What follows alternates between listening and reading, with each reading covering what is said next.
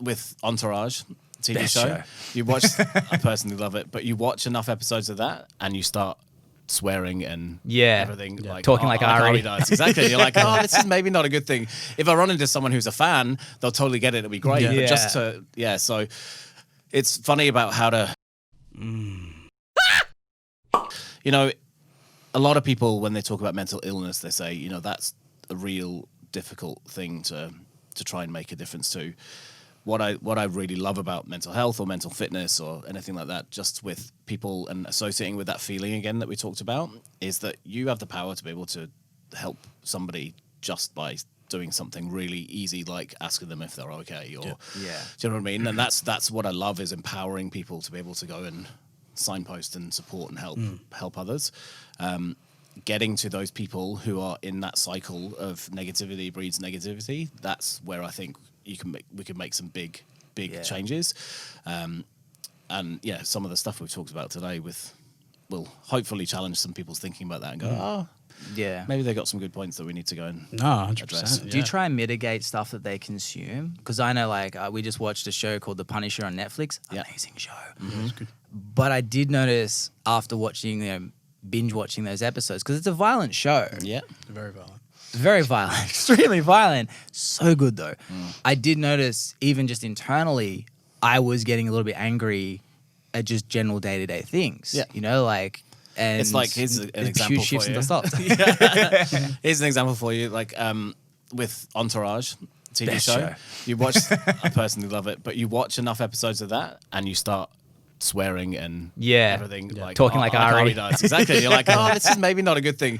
If I run into someone who's a fan, they'll totally get it. It'll be great. But just to so it's funny about how to mitigate against consuming too much stuff. I guess the biggest and best example in recent years is with 13 Reasons Why on Netflix. I heard that rates went up when that was out, that show. Well, do you know what?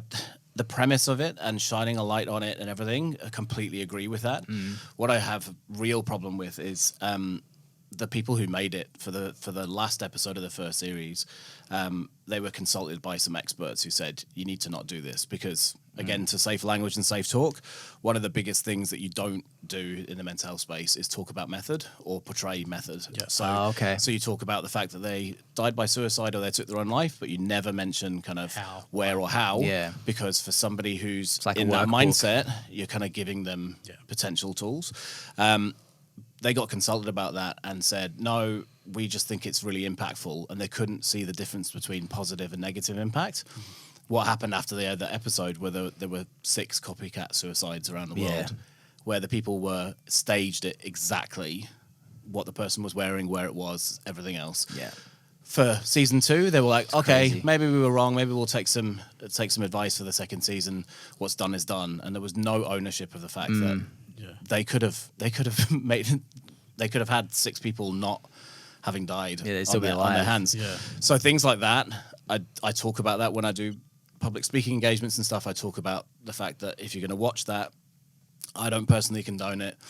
If you're going to watch that last episode, getting people's eyes wide open. Because what's the story? Because I haven't seen it. It's basically, isn't it like a correct me if I'm wrong, a teenager who thinks taking their life will work at getting back at the people that were mean to them? And through a series of cassette tapes with the 13 Reasons Why. Okay. And so it was really great for millennials in particular who were associating with some of the feelings and the things that we're going through, but just how they ended it was just frustrating. Because it tends to sort of glorify it. Yeah, they had this it? huge opportunity and they were doing so well. And then after that, it was like all the hard work, all the good stuff that you did has just been undone in one thing where, and this is the problem, right, with people who haven't had training about mental health but are passionate about it, and that notion of intent, right, that everyone's got this good intent, and so people using unsafe language, it's not because they don't want to, and you educate them and then they change it, that's great, but they were educated, were talked to by the experts, and they still chose you know, and art's tricky. Art is tricky. Yeah, like, it is. Beautiful art is true, but unfortunately, it also, that's why music touches so many people. Yeah. They say, I think they say that music triggers your brain just short of how sex triggers your brain. Wow. Okay. You'd like, yeah. I didn't so think you were going to go that way. I thought you were going to go with Yeah, did not expect that. well, By look, I comparison. said sex and both your eyebrows went up. So obviously, I thought you were going to say smell, like it's that close to sense of smell where it can transport you back in I don't time know. to certain things. But well, yeah, that too. But no, like, so it's equivalent to sex. Maybe smells third. Okay. But that's why, you know, it what you say in the music, different frequencies, sounds can definitely impact how we feel, what we think. You know, like I remember in our, one of my teachers in primary school, there was I don't know if what she was saying was foofy, but it was like that death metal stuff. She said like people are more likely to take their life listening to this music. yeah. So there's been a study done on the different genres, and we touch on that in our training as well, where there's certain music that you listen to elevate your mood, or certain that makes you more productive. And yeah, another area that is so underfunded and under-resourced is research in mental health and music. There's only really one big paper that's ever been published, and it talks about that and says that heavy metal and hard rock music not necessarily makes people more likely to take their own life, but has a negative impact on their mood. So do it in small doses and things like that. But yeah, it's again, there's not much resource out there to look and learn from, which it's again hard too, goes to funding. Well, people follow, like any business is going to follow the money. You know, that's the hard.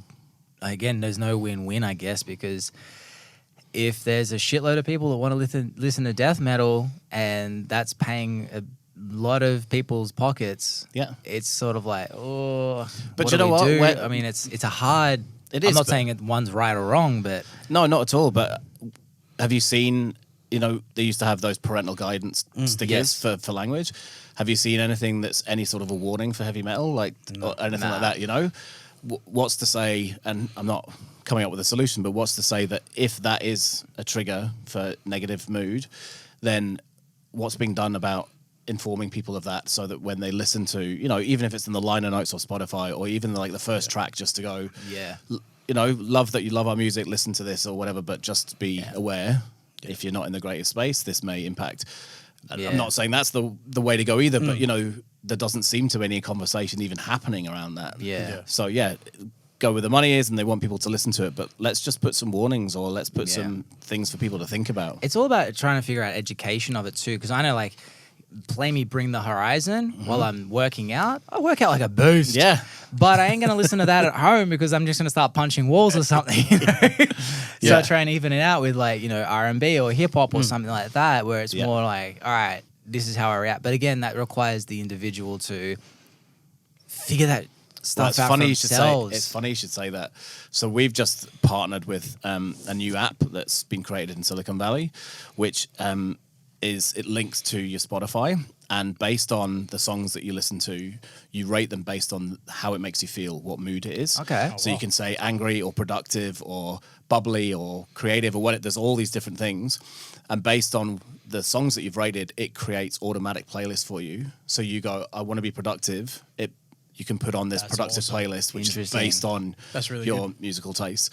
And it's steeped in kind of mental health learnings, and we're going to be activating it for our festival in January and doing things with our ambassadors, because what else it can do as well is, if you're listening to certain types of music that it sees are associated with you saying they're sad or whatever, we're going to do a thing with our ambassadors where they can have some responses that are sent to the listener to say, hey, I see that you've listened to like 10 really sad songs of mine. Gotcha. I've been in a space where I've not been good as well. Yeah. You'll get through this, or I'm there for you, or whatever, so that they can have interactions with the artist as well, which will help them to not only, you know, be aware of what the music's doing to them, but also how good is it if one of your favorite artists is messaging you saying, you know, it's okay to feel not okay. Yeah. So that's cool. So awesome. Stuff like that I love. What about the dynamics of that? Because obviously, like I said, with Bring Me Horizon, it would really depend when you ask me that question. Yeah. You know, like if you're asking me at the gym, like, how does this make you feel? I'm like, productive as hell. Like, but if you ask me if I was listening at, in my office, Yeah. I'd be like, I want to kill people. Yeah. Like, yeah, So like, it does. if it's It does. so- It timestamps it as well. Ah, so okay. it gets to know different times of the day and different things, and you also rate your mood on 2 different scales. So from good to Yeah. bad, or from happy to anxious. But also with that as well, the way that they've set up the moods is you probably wouldn't put productive for being at the gym. There's like unstoppable, or there's all these other ones that okay, yeah, relate yeah, to certain things that you're doing. So yeah, it's not going to be foolproof, right? But it's certainly a step in the right direction. Yeah, 100%. definitely. That's awesome. What's the name of it? Can you say? Yeah, it's called NSU, ENSU. ENSU. Yeah. Okay. That's awesome. Check it out. It's really, honestly, it's really cool. That's wicked. I'm gonna write that down right now. Hey guys, thanks for watching. Go hit that subscribe button. Look deep into camera.